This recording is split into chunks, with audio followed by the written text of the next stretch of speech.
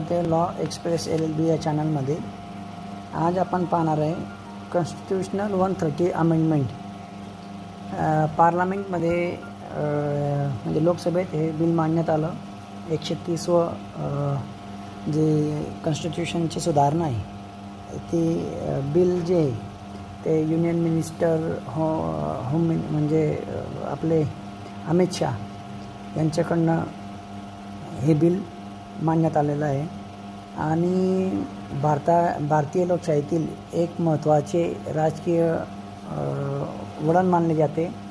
Constitution जे आहे ते अमेंडमेंट केलंच पाहिजे वेळोवेळी समाजाच्या कायद्याच्या गरजेनुसार, आणि म्हणून आपले गृहमंत्री अमित शाह यांनी सदरचे बिल 20 ऑगस्ट 2025 रोजी लोकसभेत मांडलेलं आहे। तर पाहूया खरं म्हणजे या बिलमध्ये नेमकं काय कॉन्ट्रोवर्सी झालेली आहे आणि हे बिल कशाबाबत मांडलं गेलेलं आहे। एक लॉ स्टुडंट आणि लॉयर असताना आपल्याला ही याबद्दलची माहिती वेळोवेळीची माहिती आपल्याला जाणून घ्यायची गरजेचे असतं। तर हे जे बिल आहे आपण जर पाहिलं हे बिल तर अमित शाह यांनी हे विधेयक लोकसभेत 20 ऑगस्ट 2025 रोजी मांडलेलं आहे, ज्याला अशा आणि विशेष म्हणजे हे बिल अशा वेळेत आणलं गेलेलं आहे की ज्यावेळेस जेव्हा भारतीय राजकीय ध्रुवीकरण मोठ्या प्रमाणावर होते, यावेळी राष्ट्रीय नागरिक नोंदणी म्हणजे NRCचा मुद्दा विरोधकांनी लोकसभेत त्याचा आवाज उठवला आहे आणि त्याच्यावरून वादविवाद नेमकं चालू आहे आज देखील, आणि सरकारवर देखील भ्रष्टाचाराचे आरोप विरोध पार्टीकडून होत होते। त्यामुळे इन बिटवीन हे बिल लोकसभेमध्ये मांडण्यात आलेलं आहे। खरं म्हणजे या विधेयकाचे 3 संबंधित मुद्दे आहेत ते आपण पाहणार आहेत। खरं म्हणजे 3 related bills were introduced in seriously. तर ते काय कॉन्स्टिट्यूशन 113 अमेंडमेंट बिल म्हणजे कॉन्स्टिट्यूशनचे जे जर हे अमेंडमेंट पास झालं तर संविधानाची 130वी ही सुधारणा असेल, आणि युनियन टेरिटरीज अमेंडमेंट बिल 2025 आता केंद्रशासित जे प्रदेश असतात त्यांचे देखील बिल या संबंधामध्ये या दिवशी मांडण्यात आलेलं आहे, आणि जम्मू काश्मीरची reorganisation amendment bill 2025 Jammu Kashmir पुनर्रचना सुधारक विधेयक बिल देखील या दिवशी मांडण्यात आलेलं आहे। आता या बिलला विरोधकांनी एकदम जोरदार पद्धतीने विरोध केलेला आहे, कॉन्ट्रोवर्सी झालेली आहे, आणि हे जे बिल आहे ते ड्रॅकोनियन अँड अनडेमोक्रॅटिक म्हणून विरोधकांनी त्याला एक लेबल दिलेलं आहे की जे सदरचे जे बिल आहे ते अत्याचारी आणि अलोकतांत्रिक बिल असं विरोधकांचे म्हणणं आहे। ड्रॅकोनियन अँड डेमोक्रॅटिक त्याच्यावरती जोरदार एक विरोध लोकसभेमध्ये करण्यात आला, आणि MP from opposition party storm the well and tore up copies of the bill, आणि काही MPंनी हे जे बिल आहे ते फाडून फेकलं लोकसभेमध्ये। काही खासदारांनी ते प्रति फाडून फेकले आहेत, आणि government respondent bye referring the bill, आणि म्हणून जोरदार विरोध असल्याकारणाने हे जे बिल आहे ते जॉईंट पार्लमेंट कमिटीकडे पाठवण्यात आलेलं आहे। आता महत्त्वाचे मुद्दे या बिलमध्ये काय आहे ते आपण पाहणार आहे की खरं महत्त्वाचं म्हणजे या विधेयकानुसार जर एखादा मंत्री, एखादा मिनिस्टर किंवा मंत्री, एखादा मंत्री 5 वर्षापेक्षा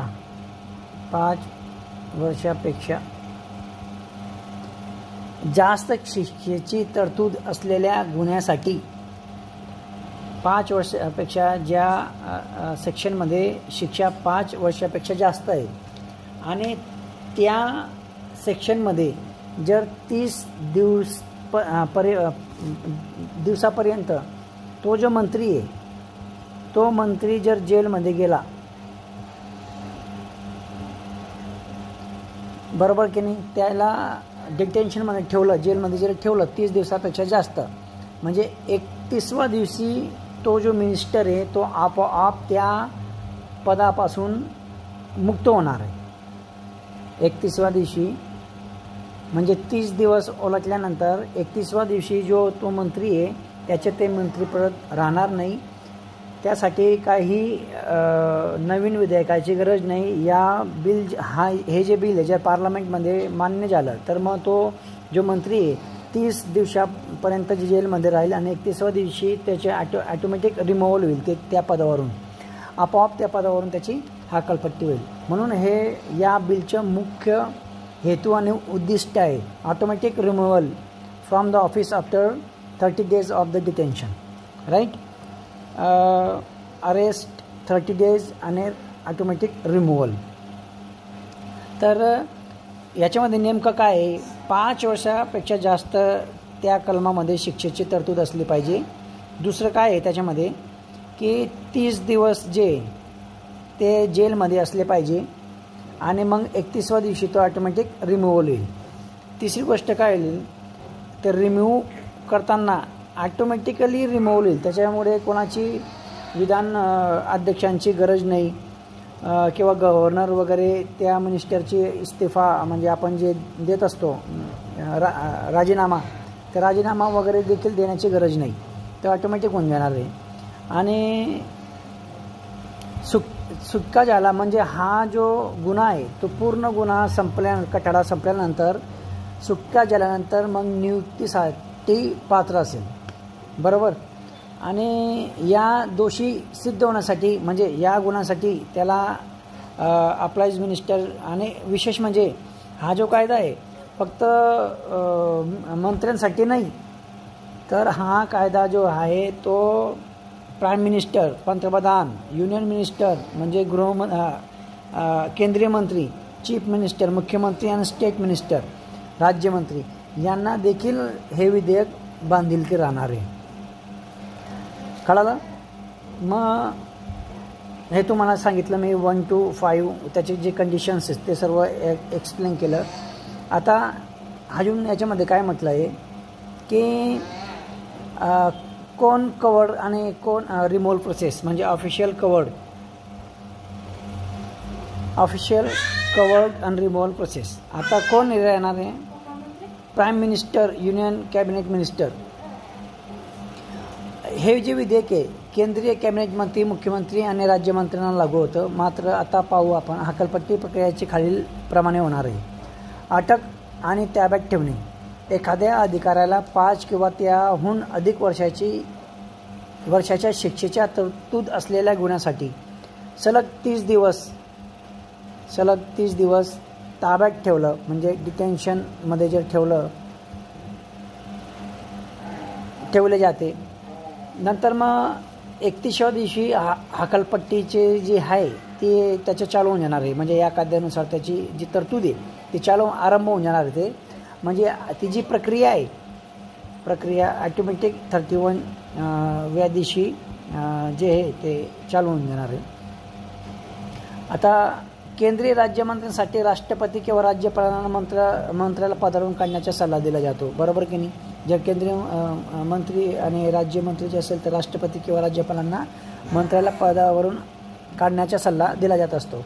आणि पंतप्रधान आणि मुख्यमंत्री जर असेल तर अटकेच्या 31व्या दिवशी राजीनामा देणे बंधनकारक आहे, असं या बिलच्या तरतुदीमध्ये सांगितलेलं आहे. तुम्ही इथं सगळं वाचू शकतात. 5 years और त्यापेक्षा जास्त 31st day of custody the removal process is trigger automatically. काही कुठल्याही राजीनामा वगैरे देण्याची गरज नाही, ती प्रोसेस जी ती ऑटोमॅटिकली या कायद्यानुसार चालू होऊन जाणार आहे. आणि चीफ मिनिस्टर, कॅबिनेट मिनिस्टर वगैरे सगळं याच्यामध्ये कन्सिडर करण्यात आलेलं आहे.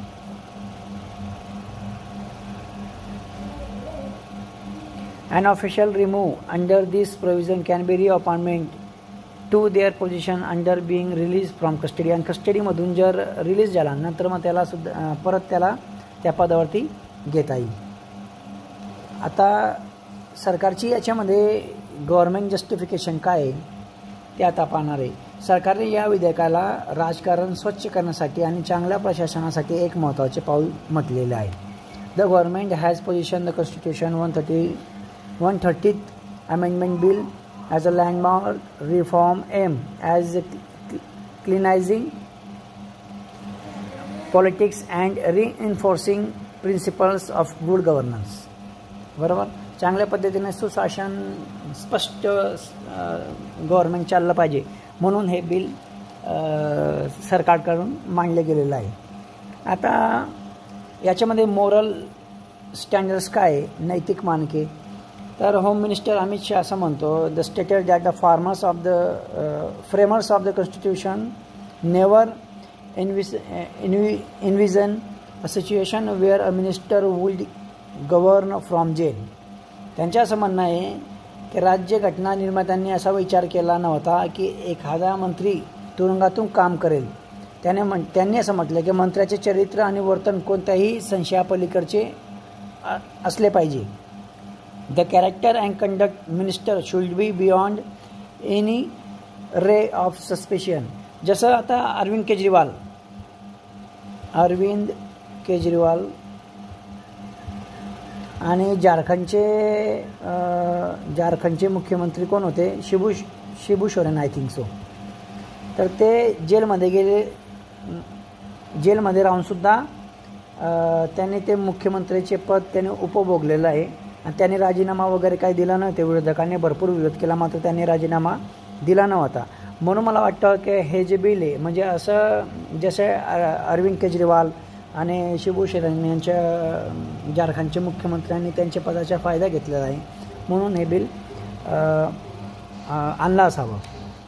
प्रिव्हेंटिंग गव्हर्नन्स फ्रॉम प्रिझन, तुरुंगातून प्रशासन रोखणे असं या बिलचं मुख्य हेतू असा आहे. The government argues that allowing minister to govern from custody would represent a fall in moral standards and undermine constitutional morality.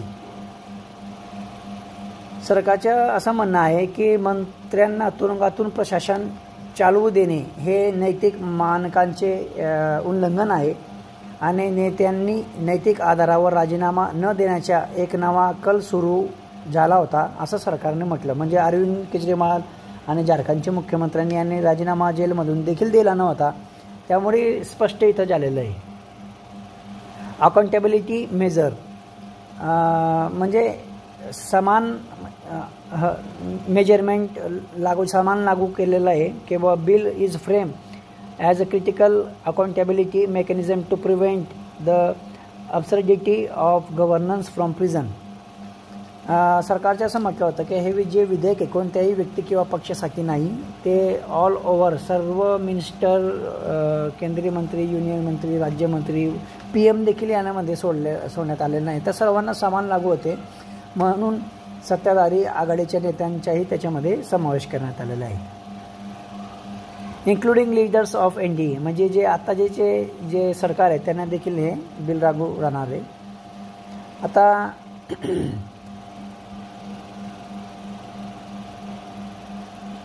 Public support याच्यामध्ये हाय बुवा असं त्यांचं म्हणणं आहे. Represent associated significance of backing the bill, पब्लिकची बॅकिंग आहे.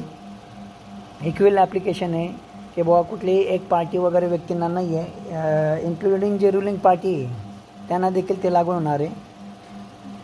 आता अपोजिशनचे जे कन्सर्न आहे याच्यामध्ये विरोधी पक्षांची काय चिंता आहे नेमकं आपण ते पाहणार आहे. पोटेन्शियल मिसयूज, याच्या गैरवापर काय होणार आहे. Opposition parties warn the bill could be weaponise म्हणजे जे केंद्र सरकार आहे याला एक वेपनसारखं वापरू शकतं.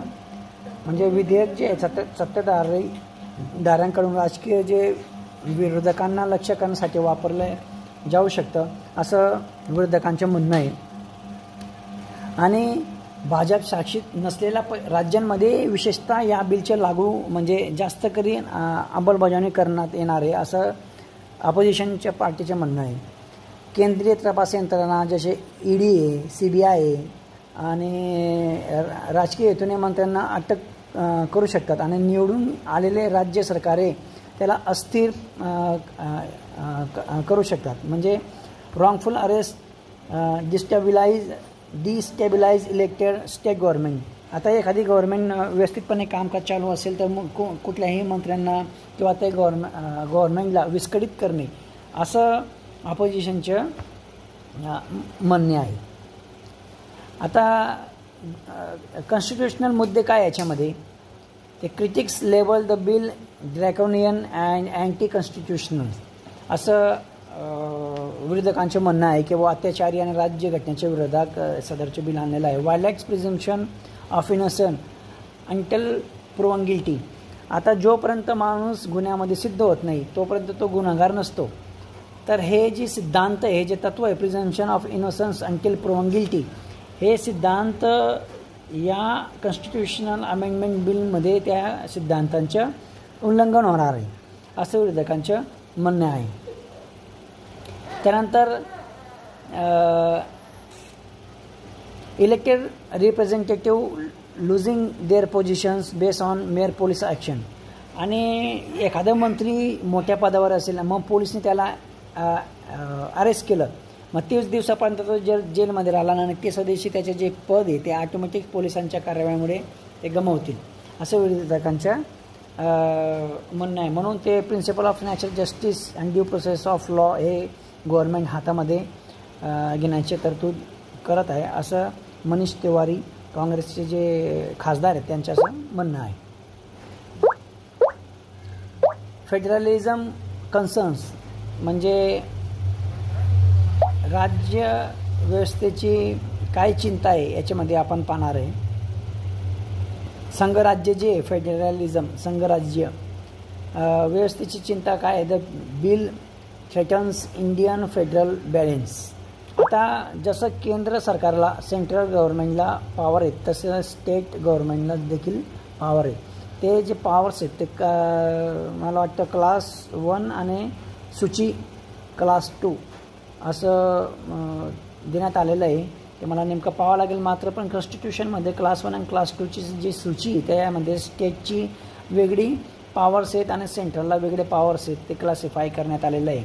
तर जे त्याला म्हणतात फेडरलिझम जे आहे ते इथं देखील उल्लंघन होणार नाही असं विरोधकांचं म्हणणं आहे. Government gaining power to the remove state minister undermining state autonomy and parliamentary democracy encroaching chief minister authority to choose cabinet. मग विरोधकांचे असं म्हणणं आहे की भारताच्या संघराज्य व्यवस्थेसाठी धोकादायक आहे की कारण केंद्र सरकारला राज्य मंत्र्यांना पदावरून हटवण्याचे अधिकार मिळेल. या बिलमधून त्यांना एक पॉलिटिकल असेंब्ली जे आहेत पॉलिटिकल लीडर त्यांचं असं म्हणणं आहे. पुढे पाहू आपण. अपोजिशनने जे ते 95% जे या बिलला अपोजिट केलेलं आहे आणि अदर्स जे ते 5% याला अपोजिट केलेलं नाही आहे.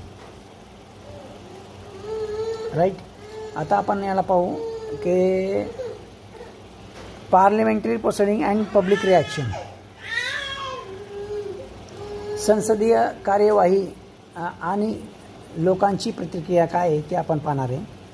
ते इमिजिएट अपोजिशन जे आहे immediate opposition. The bill was met with fierce opposition from opposition party who called draconian and undemocratic. विरोधी पक्षांनी याला अत्याचारी आणि अलोकतांत्रिक म्हटलं आहे. सभागृहात निदर्शने झाली. काही खासदारांनी सभागृहाच्या वेलमध्ये घुसून विधेयक जे बिल आहे विधेयकांच्या प्रती फाडल्या. या गोंधळामुळे सभागृहाचे कामकाज थांबवण्यात आले. The floor prostate erupted on the floor of the house as opposition MP voiced their strong disapproval. Physically disruption. Several opposition stormed the well of the house and tear up copies of the bill and hurling them towards the home minister. आणि त्या home मिनिस्टरच्या दिशेकडे जे bill ते फेकण्यात आले आणि म्हणून ते जे हाऊस जे आहे ते सस्पेन्शन करण्यात आलेलं आहे. आता नेशन वाईज याचे काय रिॲक्शन आहे ते आपण पाहणार आहे.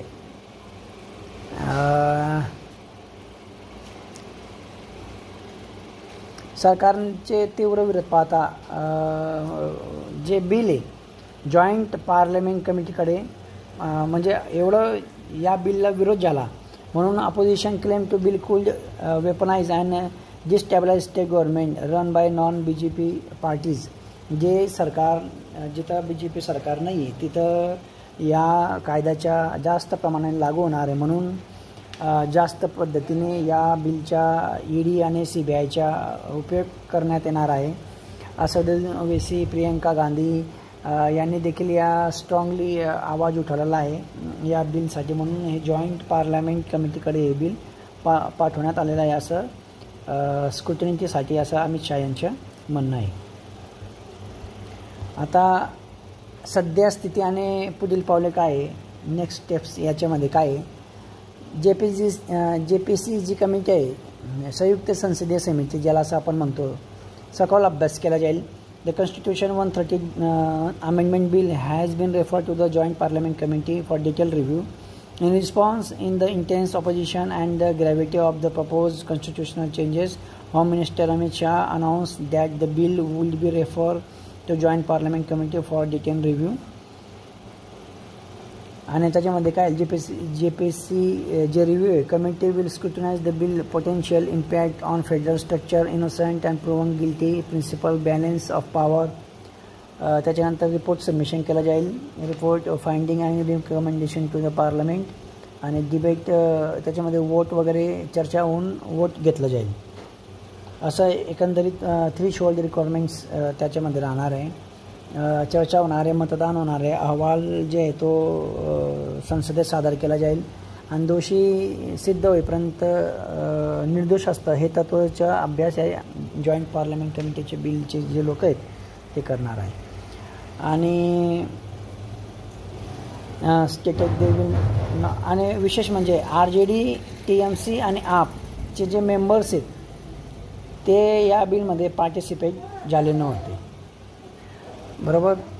आता याचा परिणाम काय होणार आहे, पॉलिटिकल इम्प्लिकेशन हे बिलचे काय परिणाम होणार आहे तर फेडरल स्ट्रक्चरवरती परिणाम होणार आहे, राजकीय परिस्थितीवर पॉलिटिकल लँडस्केप इम्पॅक्ट पडणार आहे आणि इलेक्टोरल कन्सिडर निवडणुकीवरती देखील याचा परिणाम होणार आहे. हे विधेयक राज्यांचे अधिकार आणि संसदीय लोकशाही कमकुवत करू शकते. यामुळे केंद्राला निवडून आलेली राज्य सरकारे अस्थिर करण्यासाठी प्रचंड ताकद मिळेल.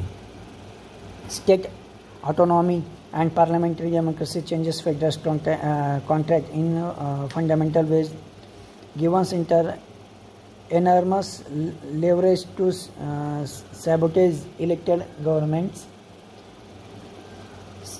encroaches on states' authority to choose their cabinet. वेपनसारखं वापरलं जाणार आहे.